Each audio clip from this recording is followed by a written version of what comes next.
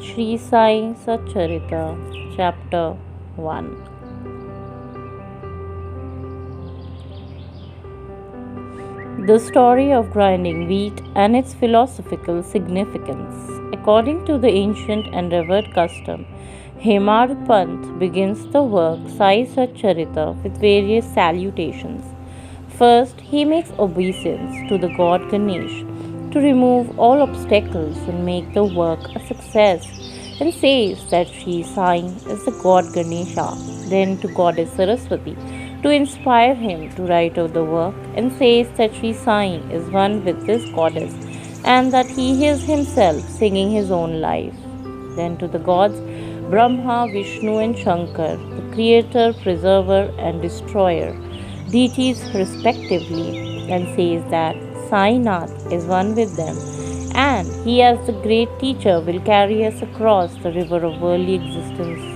Then, through his tutelary devotee Narayan Adinath, who manifested himself in Konkan, the land reclaimed by Parashurama from the sea, and to Adi Purusha of the family.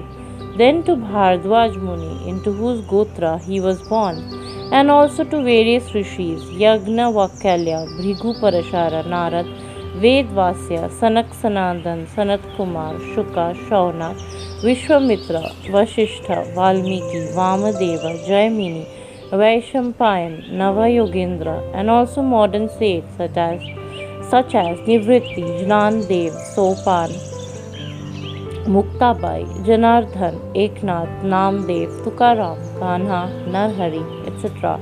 Then to his grandfather Sadashiv, Father Raghunath, his mother, who left him in his infancy, to his paternal aunt, who brought him up, and to his loving brother. Then to the readers, and praise them to give their whole and undivided attention to this work.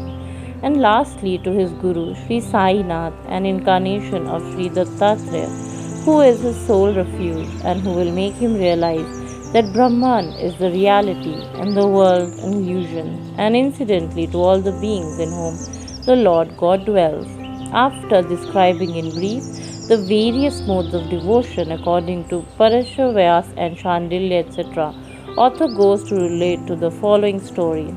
It was some time after 1910 AD that I, one fine morning, went to the masjid in Shri for getting a darshan of Baba. I was wonderstruck to see the following phenomenon. After washing his mouth and face, Sai Baba began to make preparations for grinding wheat. He spread a sack on the floor, and thereon sat a hand mill. He took some quantity of wheat in a winnowing fan, and then drawing up the sleeve of his robe or kafni, taking hold of the peg of the hand mill, started grinding the wheat by putting a few handfuls of wheat in the upper openings of the mill and rotated it. I thought what business Baba had with the grinding of wheat when he possessed nothing and stored nothing, as he lived on alms. Some people who had come there thought likewise, but none had the courage to ask Baba what he was doing. Immediately the news of Baba's grinding wheat spread into the village, and at once men and women ran to the masjid and flocked there to see Baba's act. 4 bold women from the crowd forced their way up, and pushing Baba aside, took forcibly the peg of handle into their hands, and singing Baba's Leela started grinding. At first Baba was enraged, but on seeing the women's love and devotion, he was much pleased and began to smile. While they were grinding, they began to think that Baba had no house, no property, no children, none to look after, and he lived on alms. He did not require any wheat flour for making bread or roti. What will he do with this big quantity of flour? Perhaps as Baba is very kind, he will distribute the flour amongst us. Thinking in this way, while singing, they finished the grinding. After putting the hand mill aside, they divided the flour into 4 portions and began to remove them one per head. Baba, who was calm and quiet up till now, got wild and started abusing them, saying, "Ladies, are you gone mad? Whose father's property are you looting away? Have I borrowed any wheat from you that you can safely take the flour? Now please do this. Take the flour and throw it on the village border limits. On hearing this, the women felt abashed and, whispering amongst themselves, went away to the outskirts of the village and spread the flour as directed by Baba. I asked Shirdi people, what was this that Baba did? They replied that as the cholera epidemic was spreading into the village, and this was Baba's remedy against the same. It was not wheat that was ground, but the cholera itself was ground to pieces and pushed out of the village. From this time onward, the cholera epidemic subsided, and the people of the village were happy. I was much pleased to know all this, but at the same time my curiosity was also aroused. I began to ask myself what earthly connection was there between wheat flour and cholera? What was the causal relationship between the two, and how to reconcile them? The incident seems to be inexplicable. I should write something on this and sing to my heart's content Baba's sweet Leelas. Thinking in this way, my heart was filled with joy, and I was thus inspired to write Baba's life, the Satcharitra.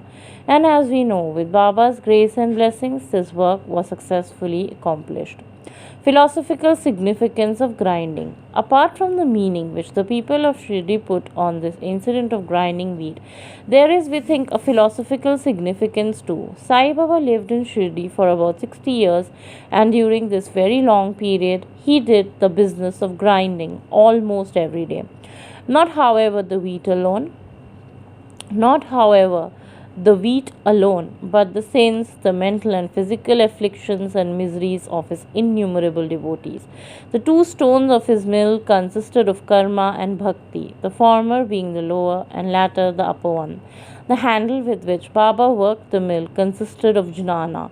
It was the firm conviction of Baba that knowledge or self realization is not possible unless there is the prior act of grinding of all our impulses, desires, sins, and of the three gunas, with sattva, raja, tama, and the ahamkara, which is so subtle and so difficult to be gotten rid of. This reminds us of a similar story of Kabir, who, seeing a woman grinding corn, said to his guru, Nipathirjana, I am weeping because I feel the agony of being crushed in this field of worldly existence like the corn in the handmill.